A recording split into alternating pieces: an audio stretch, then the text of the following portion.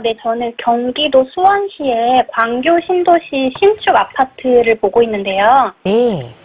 광교 중흥 S클래스라는 아파트고요. 네.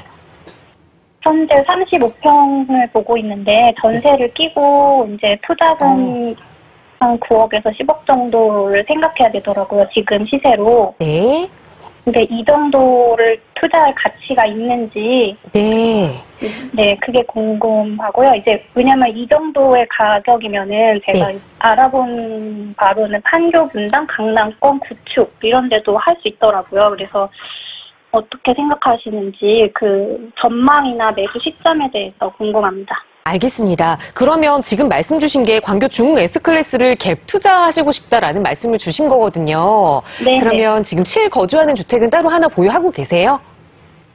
보유한 주택은 없고 지금도 전세로 살고 네. 있어요. 알겠습니다. 그래서 무주택 상황인데 우선은 갭 투자로 보신 아파트 광교 중흥 S클래스에 접근해도 괜찮을지 아니면 이 금액이면 조금 더 상급지로 옮겨서 판교나 분당, 강남 쪽으로까지 도전을 해볼지 한번 계획 차근차근 세워볼게요. 대표님과 인사 나눠보세요. 네, 안녕하세요. 안녕하세요. 네, 혹시 지금 방송 보고 계시죠? 네네. 네, 제가 그림을 하나 그릴게요.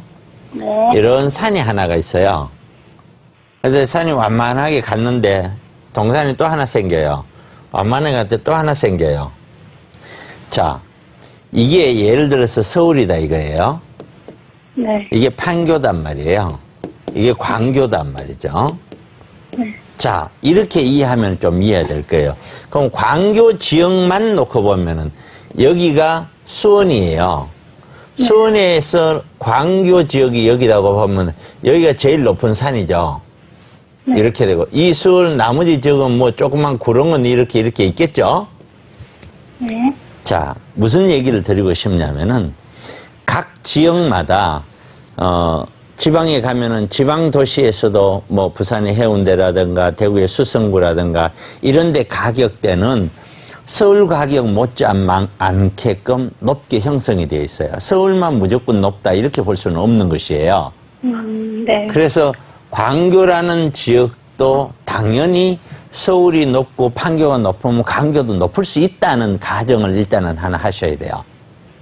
그거는. 네. 그 다음에 두 번째는 그러니까 지금 현재의 가격을 어느 정도는 받아들여라는 얘기예요. 다만 서울은 지금의 산이 이렇게 있는데 이러한 산과 똑같은 산을 서울시 안에다가 이게 서울시 안에 요거만한 이런 봉우리가 있다. 강남이 있다 이거죠.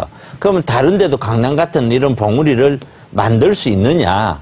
만들 땅이 없죠.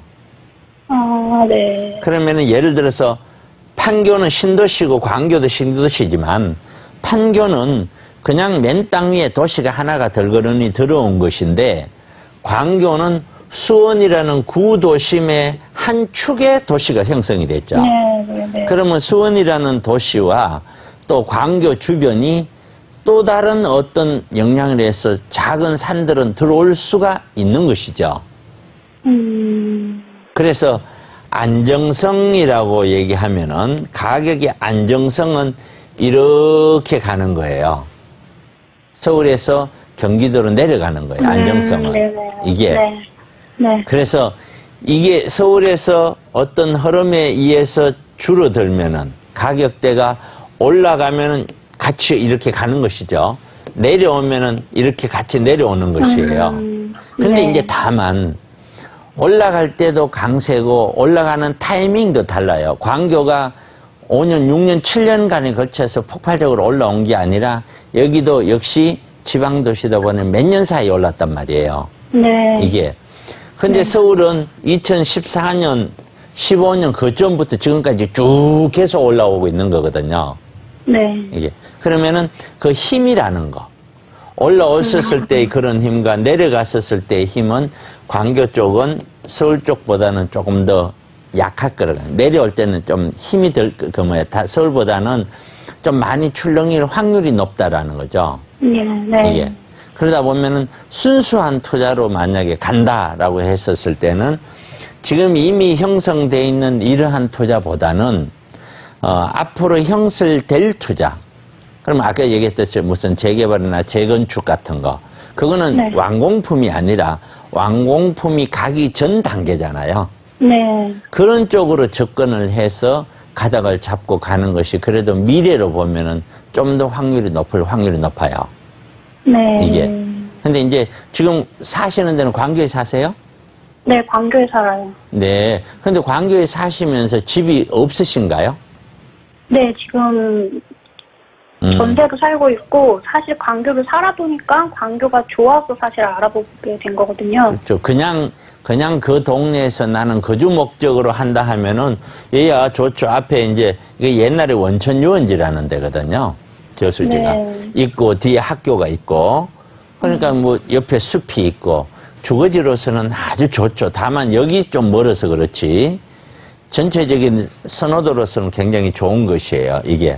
근데 투자로서는 지금 현재 가격대가 사실 좀 많이 부담스러워요. 네네네. 지금 16억대 이상을 작년도에 찍고 올라가고 난 다음에는 그 박스권에서 올라락 내리락 하면서 거래는 거의 없거든요. 네. 이게. 그 상황에서 구입을 한다. 아, 굉장히 좀 부담스럽다. 꼭 네. 그쪽에서 구입을 하고 거주 쪽으로 구입한다 하더라도 네. 이왕이면은 올라가든 뭐 내려오든 무시해버리고 한 1, 2년 정도 좀 지켜보고 나서 의사결정을 하는 건 어떨까.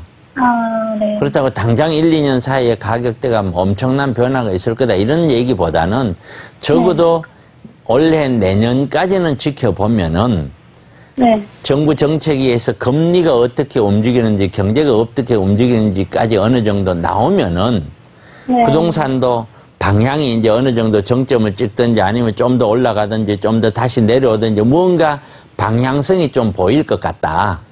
네. 그 방향성 보일 때까지 그냥 조금 이렇게 너무 고단가 했다. 혹시라도 1, 2억이라도 떨어지면은 너무 힘들 거 아니에요. 네.